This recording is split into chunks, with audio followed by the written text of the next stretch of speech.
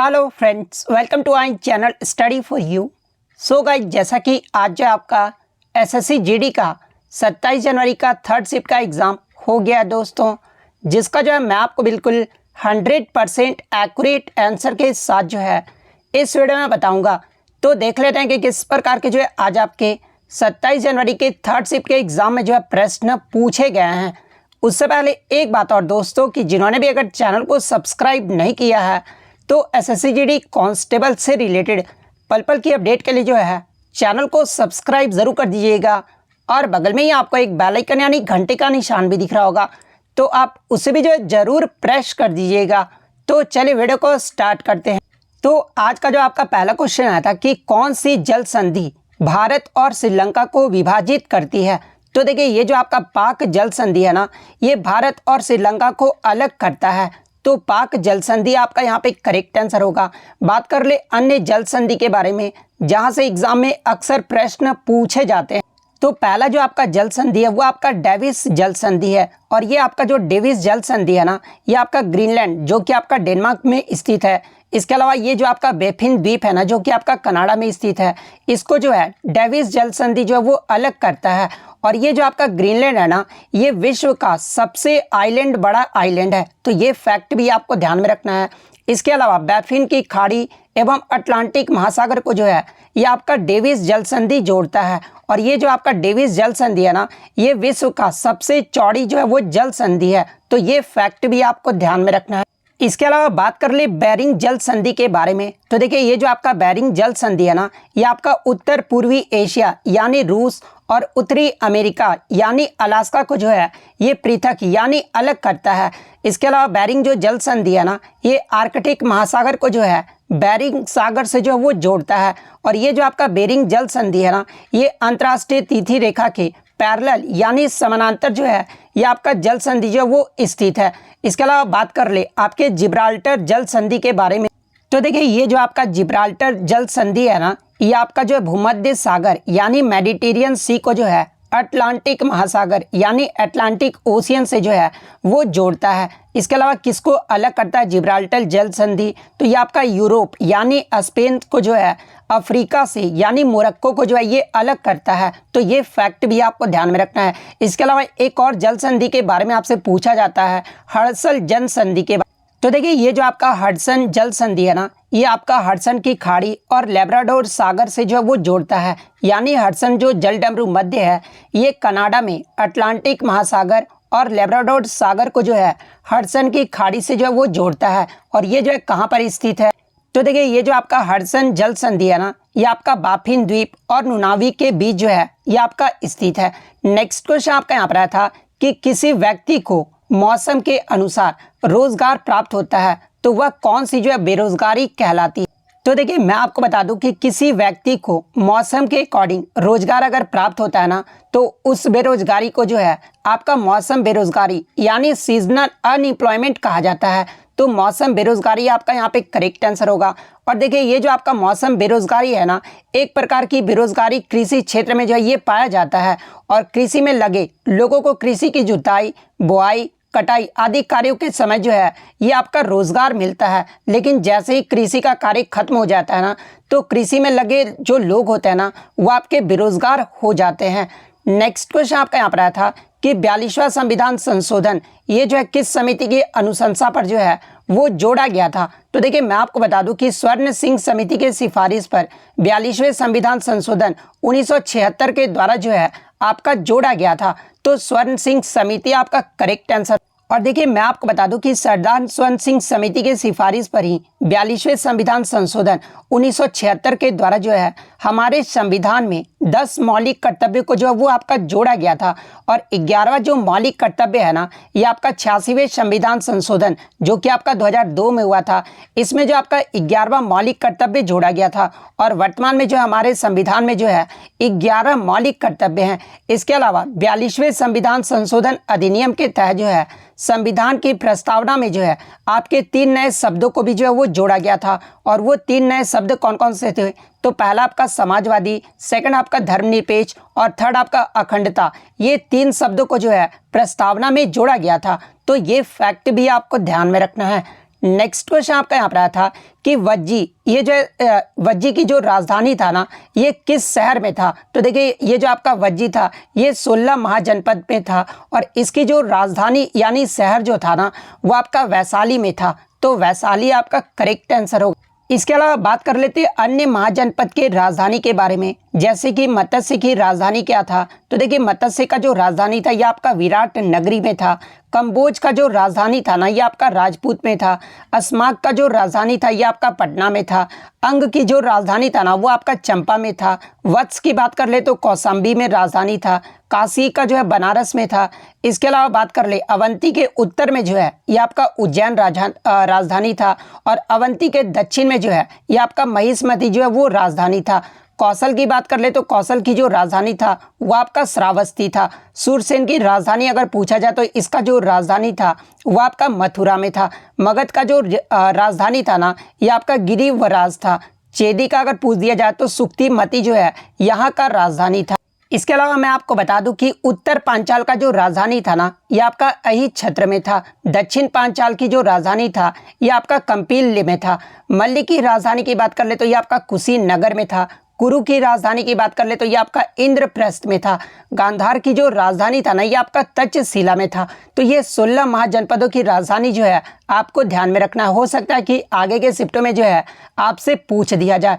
Next question आपका यहाँ पर आया था कि काटी बिहू जो त्यौहार है ना ये असम के किस महीने में मनाया जाता है। तो देखिए मैं आपको बता दूं कि असम में एक साल में जो है आपके 3 बिहू जो है वो मनाया जाता है। पहला जो बिहू है ना ये आपका बोहाग बिहू है जो कि आपका बैसाख यानी अप्रैल के मध्य महीने में मनाया जाता है। सेकंड जो आपका है ये आपका माघ बिहू है और देखिए ये जो आपका माघ बिहू है ना ये आपका जनवरी के मध्य महीने में मनाया जाता है। थर्ड जो है ये आपका काटी जिसे कोंगाली बिहू के नाम से जाना जाता है और यही आपसे पूछा गया था। तो देखिए ये जो आपका काटी बिहू है ना ये आपका कार्तिक यानी अक्टूबर के मध्य महीने में जो है ये आपका मनाया जाता है। तो अक्टूबर आपका यहाँ पे करेक्ट आंसर होगा। नेक्स्ट क्वेश्चन आपका यहाँ पर आता है कि उड़ीसा उपचुनाव 2022 धामनगर विधानसभा क्षेत्र से जो है ये कौन विजेता बने हैं। तो देखिए कई बार वीडियो में जो है मैंने आपके उपचुनाव 2022 के एक्स्ट्रा फैक्ट में जो है ये सारे प्रश्न जो है आपको करवाया था। तो जो भी मेरे एक्स्ट्रा फैक्ट देखते होंगे वो जो है इजीली इस क्वेश्चन को जो वो टैकल कर लिए होंगे। तो देखिए मैं आपको बता दूं कि उड़ीसा उपचुनाव 2022 में 3 जगहों पर जो आपका विधानसभा क्षेत्र का जो है उपचुनाव करवाया गया था और यहाँ पर जो आपसे धामनगर का पूछा गया था। तो देखिए उड़ीसा उपचुनाव 2022 धामनगर विधानसभा क्षेत्र से जो है आपके भारतीय जनता पार्टी के सूर्यवंशी सूरज जो ये विजेता रहे थे। तो सूर्यवंशी सूरज आपका करेक्ट आंसर होगा।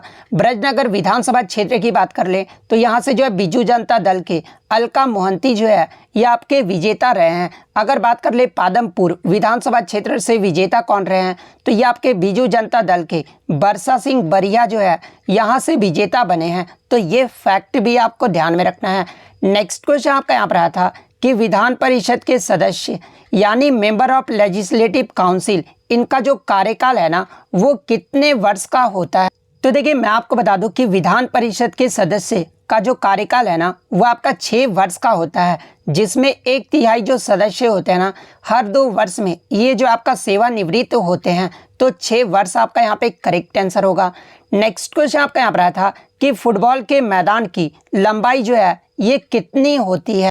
तो देखिए मैं आपको बता दूं कि फुटबॉल में एक पिच की जो लंबाई है ना मिनिमम आपका 100 गज यानी 90 मीटर का और मैक्सिमम जो आपका 130 गज यानी 120 मीटर के बीच जो है वो होना चाहिए। तो 90 मीटर से 120 मीटर आपका यहाँ पे करेक्ट आंसर होगा।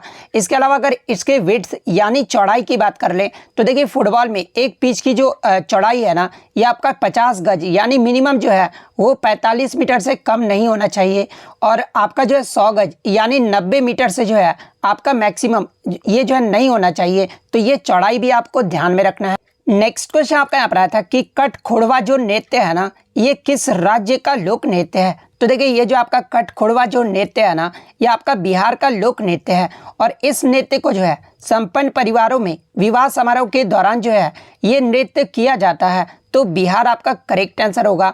इसके अलावा बात कर ले बिहार के अन्य लोक नृत्य के बारे में जैसे कि विदेशिया, डोमकच, जाट जटिन, सामा चकेवा, कितरनीय, इसके अलावा भकुली बंका, ये सब जो नृत्य है ना, ये आपके बिहार के प्रमुख लोक नृत्य हैं। नेक्स्ट क्वेश्चन आपका यहाँ पर आया था कि which account is opened by common people to save their deposits, यानी सामान्य व्यक्ति जो अपनी जमा निधि को बचाने के लिए जो है कौन सा खाता खुलवाते हैं। बेसिकली जो है ये आपका सेविंग अकाउंट का जो है आपका डेफिनेशन ही पूछा गया था। तो देखिए सामान्य व्यक्ति जो अपनी जमा निधि को बचाने के लिए जो है अपना सेविंग अकाउंट यानी बचत खाता जो है वो खुलवाते हैं। तो बचत खाता आपका करेक्ट आंसर होगा। नेक्स्ट क्वेश्चन आपका यहाँ पर आया था कि रॉलेट एक्ट 1919 के पारित होने के खिलाफ जो है निम्नलिखित में से किसने जो है केंद्रीय विधान परिषद को अपनी सदस्यता से जो है वो इस्तीफा दे दिया था। तो देखिए मैं आपको बता दूं कि रॉलेट एक्ट 1919 के पारित होने के खिलाफ में जो है विरोध में केंद्रीय विधान परिषद को अपनी सदस्यता से जो है 3 लोगों ने जो वो इस्तीफा दे दिया था। और वो 3 लोग कौन कौन से थे, तो पहले आपके मोहम्मद अली जिन्ना थे, सेकंड आपका मदन मोहन मालवीय थे, और थर्ड जो थे वो आपके मजहरुल हक थे। तो इन तीनों में से जो भी ऑप्शन में दिया गया होगा या फिर तीनों ही ऑप्शन में दिया गया होगा, तो इसमें से जो भी दिया गया होगा वो आपका करेक्ट आंसर होगा। लेकिन कुछ बच्चों ने बताया कि क्वेश्चन ये पूछा गया था कि मोहम्मद अली जिन्ना और मदन मोहन मालवीय ने जो है केंद्रीय विधान परिषद की अपनी सदस्यता से जो इस्तीफा है ना, ये किसके विद्रोह में दिया था, तो ये आपके रॉलेट एक्ट 1919 के विद्रोह में दिए थे। तो फिर इस क्वेश्चन का जो करेक्ट आंसर होगा ना वो आपका रॉलेट एक्ट 1919 होगा। और रॉलेट एक्ट को जो है ये काला कानून भी कहा जाता है। तो ये फैक्ट भी आपको ध्यान में रखना है। नेक्स्ट क्वेश्चन आपका यहाँ पर आया था कि लेड नाइट्रेट को गर्म करने पर जो है कौन सा गैस जो है वो देता है। तो देखिए आप यहाँ पर लेड नाइट्रेट का फॉर्मूला देख सकते हैं, ठीक है। इसके बाद बात कर ले लेड नाइट्रेट को जब आपका हीट किया जाता है यानी गर्म किया जाता है ना, तो सबसे पहले तो आपका लीड ऑक्साइड यानी जो है आपका सॉलिड के रूप में ये बनता है। उसके बाद अगर बात कर ले कौन सा गैस देता है, तो ये आपका नाइट्रोजन डाइऑक्साइड और ऑक्सीजन गैस देता है। तो नाइट्रोजन डाइऑक्साइड और ऑक्सीजन आपका यहाँ पे करेक्ट आंसर होगा। नेक्स्ट क्वेश्चन आपका यहाँ पर आया था कि किसी वस्तु का निर्यात यानी एक्सपोर्ट किया जाता है तो किस चीज़ की जो है वृद्धि होती है। तो देखिए मैं आपको बता दूं कि किसी भी वस्तु का सबसे ज़्यादा अगर एक्सपोर्ट किया जाता है ना, तो इसमें जो है रोजगार के अवसरों का जो है वो सृजन होता है, विदेशी मुद्रा भंडार में जो है इसकी वृद्धि होती है, विनिर्माण क्षेत्र के प्रोत्साहन एवं सरकार के राजस्व संग्रह में भी जो है वो आपका वृद्धि होता है। तो आपके ऑप्शन में जो विदेशी मुद्रा दिया गया था, तो विदेशी मुद्रा आपका यहाँ पे करेक्ट आंसर होगा। नेक्स्ट क्वेश्चन आपका यहाँ पर आया था कि नवंबर 2022 में किसे नीति आयोग के जो है पूर्णकालिक सदस्य के रूप में जो है वो नियुक्त किया गया है। तो देखिए मैं आपको बता दूं कि नवंबर 2022 में जो है डॉक्टर अरविंद वीरमानी को जो है नीति आयोग का पूर्णकालिक सदस्य जो है वो नियुक्त किया गया है। तो डॉक्टर अरविंद वीरमानी आपका करेक्ट आंसर होगा। नेक्स्ट क्वेश्चन आपका यहाँ पर था कि अप्रैल 2022 में प्रधान वैज्ञानिक सलाहकार यानी PSA के रूप में जो है ये किसे नियुक्त किया गया है। तो देखिए मैं आपको बता दूं कि अप्रैल 2022 में प्रधान वैज्ञानिक सलाहकार के रूप में जो है ये आपके अजय कुमार सूद को जो है वो आपका नियुक्त किया गया है। और ये जो है किसका स्थान लिए हैं, तो ये जो है प्रोफेसर के विजय राघवन का जो है वो स्थान लिए हैं। तो अजय कुमार सूद आपका करेक्ट आंसर होगा। नेक्स्ट क्वेश्चन आपका यहाँ पर था कि संगीत नाटक अकादमी पुरस्कार में कितनी राशि और क्या जो है वो दिया जाता है। तो देखिए मैं आपको बता दूं कि संगीत नाटक अकादमी पुरस्कार में जो है इसमें आपका तो एक तो आपका ताम्र पत्र दिया जाता है, इसके अलावा अंग वस्त्र दिया जाता है और साथ ही साथ 1 लाख रुपए का जो नगद पुरस्कार जो वो दिया जाता है। तो ये आपका यहाँ पे करेक्ट आंसर होगा। नेक्स्ट क्वेश्चन आपका यहाँ पर था कि which test is used to test the presence of starch in food, यानी भोजन में जो है स्टार्च की उपस्थिति का परीक्षण करने के लिए किस परीक्षण का जो है उपयोग किया जाता है। तो देखिए मैं आपको बता दूं कि भोजन में स्टार्च की उपस्थिति का टेस्ट करने के लिए जो है आयोडीन परीक्षण यानी आयोडीन टेस्ट का जो उपयोग किया जाता है। तो आयोडीन टेस्ट आपका करेक्ट आंसर होगा। और देखिए इसकी उपस्थिति का संकेत देने वाला जो रंग होता है ना वो आपका नीला काला यानी ब्लूइश ब्लैक जो है ये आपका कलर होता है। तो ये कलर भी आपको ध्यान में रखना है। नेक्स्ट क्वेश्चन आपका यहाँ पर आया था कि निम्नलिखित में से जिला स्तर पर जो है उपभोक्ता विवादों का जो निपटारा है ना वो कौन करता है। यानी which of the following settles the consumer disputes at district level. तो देखिए मैं आपको बता दूं कि आपके जिला स्तर पर उपभोक्ता विवादों का जो निपटारा है ना, ये आपके district consumer disputes redressal forum, जिसका फुल फॉर्म अगर बात कर ले DCDRF इसका शॉर्ट फॉर्म होता है, और फुल फॉर्म की बात कर ले तो जिला उपभोक्ता विवाद निवारण फोरम। ये जो आपका जो है वो आपका जिसे जिला फोरम के नाम से जाना जाता है, और ये जो आपका उपभोक्ता विवादों का जो है वो निपटारा करता है। तो जिला फोरम आपका करेक्ट आंसर होगा। नेक्स्ट क्वेश्चन आपका यहाँ पर आया था कि when was national seed corporation established, यानी राष्ट्रीय बीज निगम की जो स्थापना है ना, ये कब हुई थी। तो देखिए मैं आपको बता दूं कि NSC यानी नेशनल सीड कॉर्पोरेशन की जो स्थापना है ना, ये आपका आधारित तथा प्रमाणित बीजों के उत्पादन के लिए जो है 19 मार्च 1963 को जो है इसका स्थापना किया गया था। तो 19 मार्च 1963 आपका करेक्ट आंसर होगा। नेक्स्ट क्वेश्चन आपका यहाँ पर आया था कि ब्रह्मा का जो है प्रवाची शब्द पूछा गया। तो देखिए अगर ब्रह्मा के प्रवाची शब्द की बात कर ले तो विधि, विधाता, स्वयंभू, प्रजापति, आत्मभू, लोकेश, और लोकेश जो आपका ऑप्शन में दिया गया था। इसके अलावा ब्रह्मा के आप प्रवाची शब्द देख सकते हैं, तो लोकेश आपका करेक्ट आंसर होगा।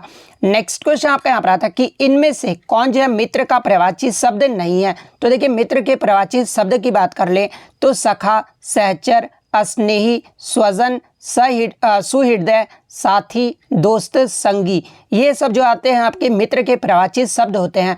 तो इनमें से आपका 3 तो ऑप्शन में दिया गया होगा, चौथा जो इसके अलावा ऑप्शन में था ना, वो आपका करेक्ट आंसर होगा।